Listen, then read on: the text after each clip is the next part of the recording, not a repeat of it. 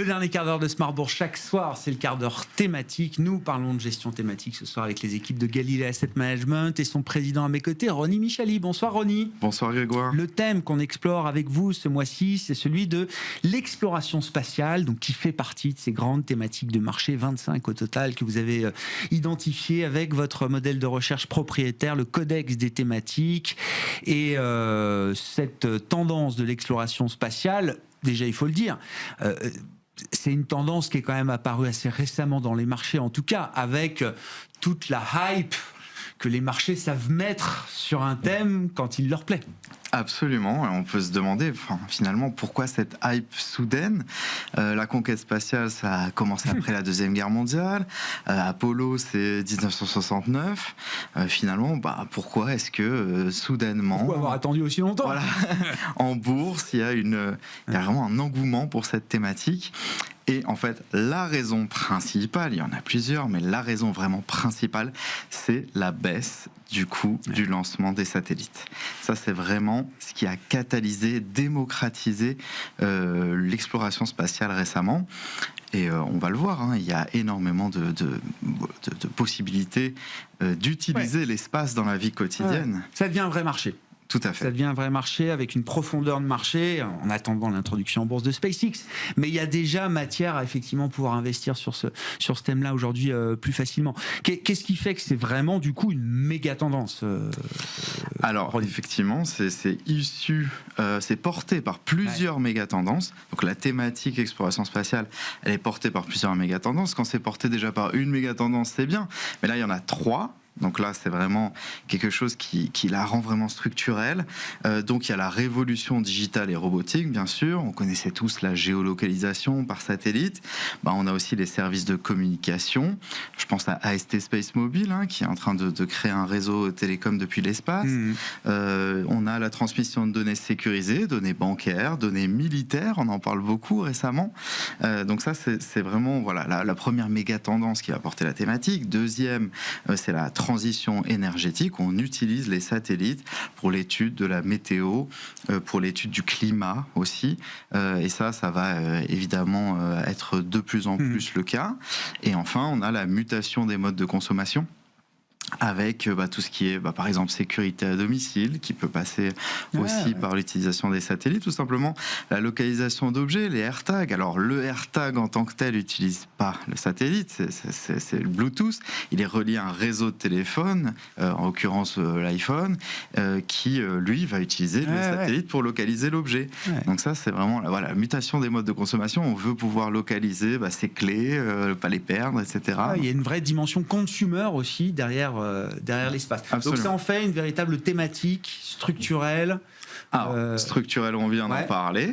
International, je reviens pas sur la guerre des étoiles, le statut de puissance, que confère l'exploration spatiale, alors la présence dans l'espace, mais de manière générale, actuellement, c'est clair qu'avec l'US Space Force qui a été créé en 2019, déjà par Donald Trump, qui fournit des renseignements, le guidage des missiles par exemple, et des drones, le brouillage GPS aussi, qui a été très utile pendant la guerre, l'envoi de faux signaux aussi, ce qu'on appelle le spoofing, ça peut être vraiment quelque chose qui confère un statut de puissance.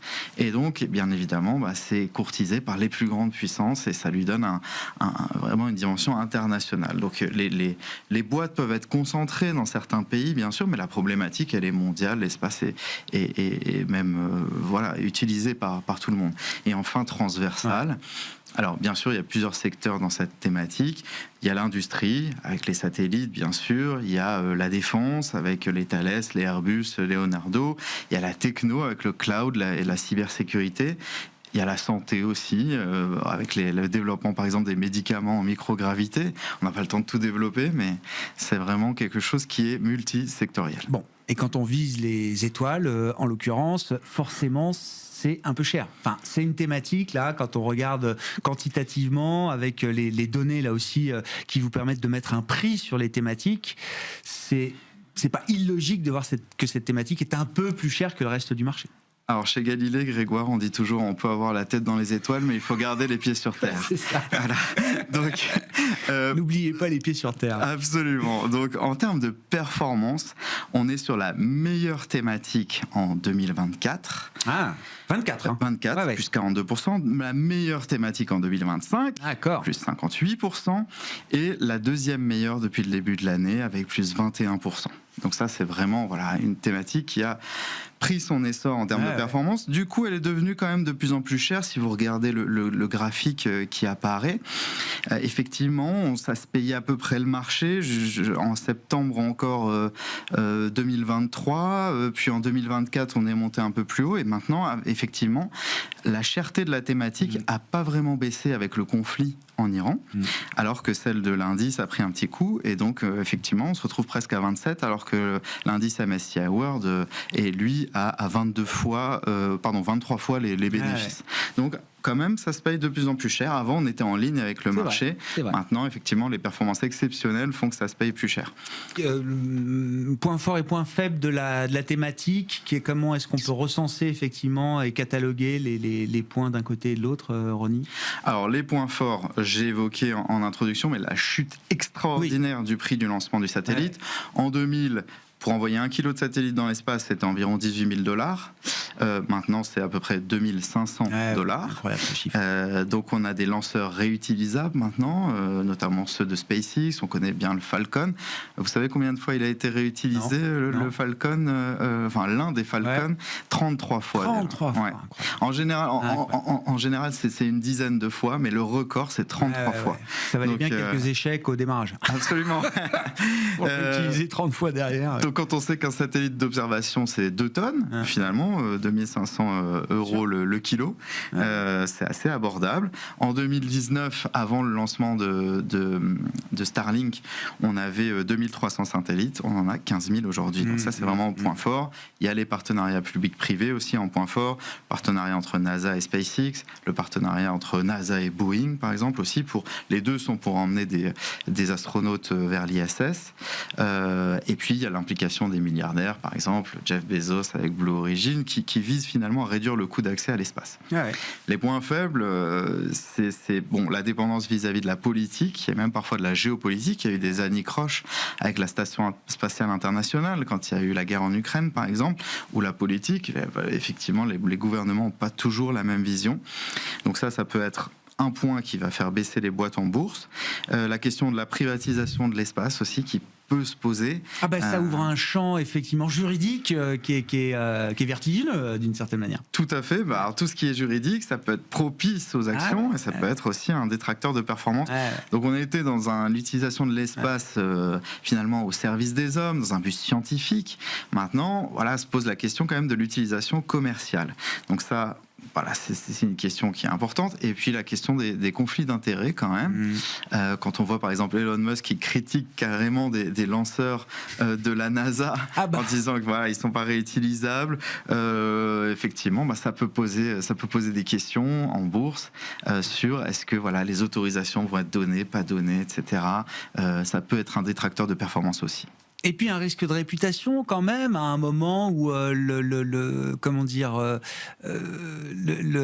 changement climatique est devenu une donnée importante aussi.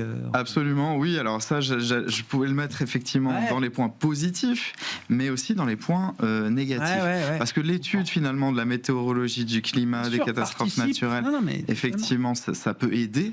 Mais bien sûr, on parlait d'Elon Musk, il a également critiqué par exemple la politique, les normes environnementales de la FAA pour ces lanceurs d'engins. Donc effectivement, c'est quelque chose qui peut être à la fois positif mais aussi négatif. Attention à ça dans les performances des actions aussi. Est-ce que le gisement, l'offre de fonds sur lesquels on peut investir a suivi ce mouvement et cette accélération de la thématique là? Qu'est-ce qui retient votre attention dans cet univers? Alors oui, le gisement il est pas forcément énorme. On a quelques ETF, notamment le VanEck Space Innovators. Alors lui, il faut avoir la ceinture bien accrochée. Les performances sont vraiment exceptionnelles, mais alors attention à la volatilité. Je vous invite à regarder. Bon, c'est vraiment très très punchy pour ceux qui aiment prendre du risque, les riscophiles, on va dire. On a le Échiquier Space aussi, qui est financière de l'Échiquier, société française. 500 millions d'actifs sous gestion pour celui-là, 35 lignes, avec les pure player de l'espace et pas forcément le biais défense qu'on peut avoir dans certains autres. Je comprends, oui. Parce que souvent les deux industries vont un peu ensemble. Tout à fait. Une forme d'hybridation, les activités spatiales, les activités de défense. Alors la défense en fait partie, mais effectivement, ils évitent les boîtes de la défense classique. Ils essaient d'avoir la pureté maximale. Absolument. Et puisqu'on parle de pureté, nous, chez Galilée, on a créé l'indice. Créez vos indices aussi. C'est ça. On a créé en partenariat avec Solactive un indice qui va chercher finalement les sociétés les plus traitées, les plus détenues dans tous les fonds, tous les ETF dans le monde, et qui va finalement aller représenter la thématique le plus fidèlement possible. Et sur cet indice, on va pouvoir créer des produits structurés, on va pouvoir avoir des trackers, etc. Je comprends, Donc c'est vraiment, si la thématique vous intéresse de manière générale et aussi sans avoir le biais d'un gérant, et à ce moment-là, l'indice peut être une façon d'investir. Et la continuité du développement que vous menez chez Galilée Asset Management, le codex, le prix des thématiques, et aujourd'hui, vous fournissez des indices thématiques. Absolument, voilà. Bouclé, industriel et bouclé. Merci beaucoup, Ronnie. Ronnie Michalil, le président de Galilée Asset Management, qui vient nous voir chaque mois pour décrypter une grande thématique d'investissement. Nous parlions ce mois-ci de l'exploration spatiale.